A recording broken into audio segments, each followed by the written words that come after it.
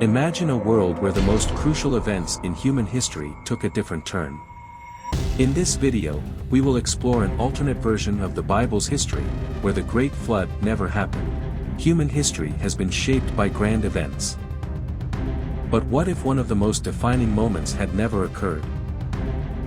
If the waters of the flood had never covered the earth, what would the world look like today? The ground was stained with blood. Abel's body lay motionless on the earth, and the silence was crushing. Cain panted, his hands trembled, and his heart pounded like an unsteady drum. The deed was done.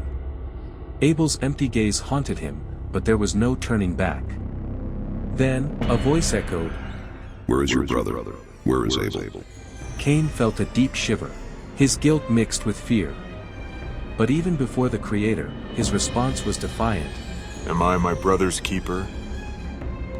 The sentence came like thunder.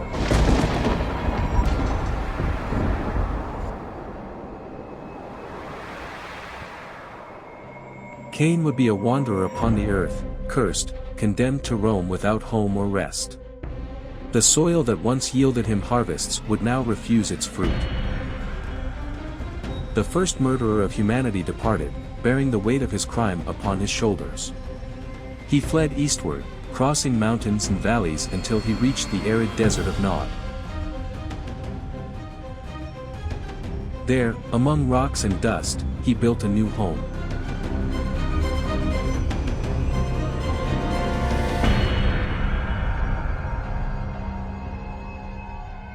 But he was not alone. Other wanderers, children of fear and despair, joined him. Exiles, outcasts, and shadowed souls found in Cain a leader. He would no longer cultivate the land, he would take whatever he desired. Time passed, and Cain built a city, the first ever raised by human hands. He named it Enoch, after his son. There, his lineage flourished but not under the light of justice. His descendants became masters of war, greed, and unbridled pleasure.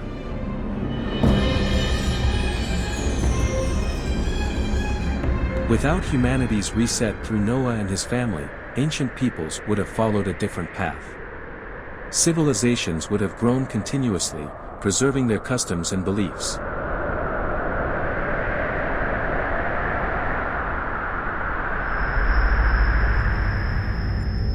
The city of Enoch thrived. Its inhabitants mastered the land, explored metallurgy, and wrote scrolls of forbidden knowledge.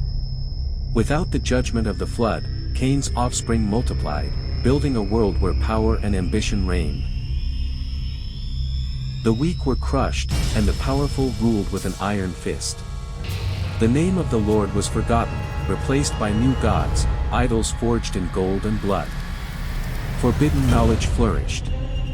Sorcery and occultism took shape among the children of exile.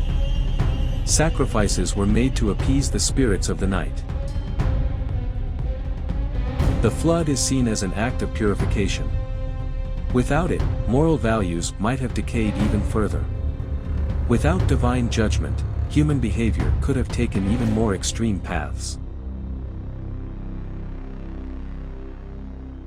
Some traditions, such as the Book of Enoch, suggest that the Watchers, fallen angels, descended to earth, taught forbidden arts, and were worshipped as gods. Semjaza and Azazel, leaders of the fallen angels, taught metallurgy, warfare, sorcery, and seduction. Tubal-Cain, a master of metalworking, not only created weapons but also taught men the art of war. His knowledge made kings and destroyed kingdoms. In a nearby village, the last descendant of Seth, younger brother of Cain and Abel, watches the devastated fields alongside his only son, Noah. They still hold hope that divine justice might shine upon the earth once more. But Tubal-Cain, with his blade forged in the womb of the earth, emerges from the shadows. Lamech tries to intervene, but the blade has already found his chest. The patriarch's life is cut short. With a single, precise strike, the last thread of hope is severed. The light in Noah's eyes fades as well. and the hill falls into silence. Tubal-Cain, victorious, proclaims the triumph of steel over faith.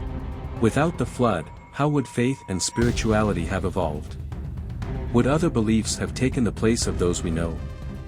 New forms of spirituality would have emerged.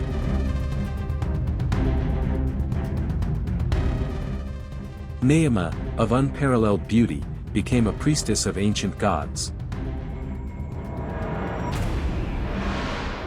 Without divine intervention, her cults flourished, and pagan rituals became the backbone of society.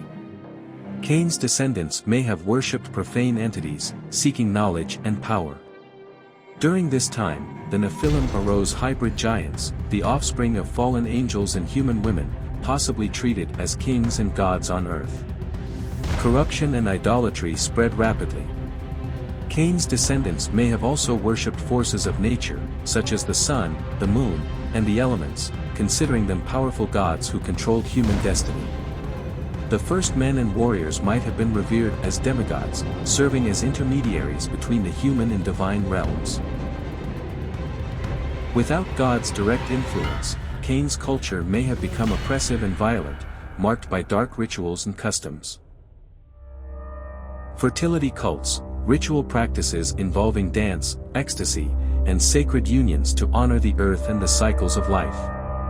Pursuit of forbidden knowledge, alchemy, astrology, and magic were ways to gain power over the physical and spiritual worlds. Fortified cities and god-kings, kings and priests could have proclaimed themselves divine descendants, demanding worship and tributes. Cain's offspring explored the mysteries of the earth and cosmos. Knowledge became power, and power became a new form of divinity. Without the purification of the flood, corruption spread like deep roots. The ancient pagan gods, invoked by Cain's descendants, ruled over the earth. The Lord saw that the wickedness of man was great in the earth, and that every intent of the thoughts of his heart was only evil continually. The world had turned into an empire of darkness. The sky was perpetually filled with the smoke of sacrifices, and the rivers ran red with the blood of the innocent. The forgotten voice of the Creator echoed through the cosmos, and the signs of the apocalypse began to unfold. The moon turned as red as blood, and stars fell from the sky, setting the great cities of the world ablaze. The kingdom of the beast, forged in ancient times, had reached its climax only to be crushed by divine judgment. The time of mercy had ended. The apocalypse had finally come.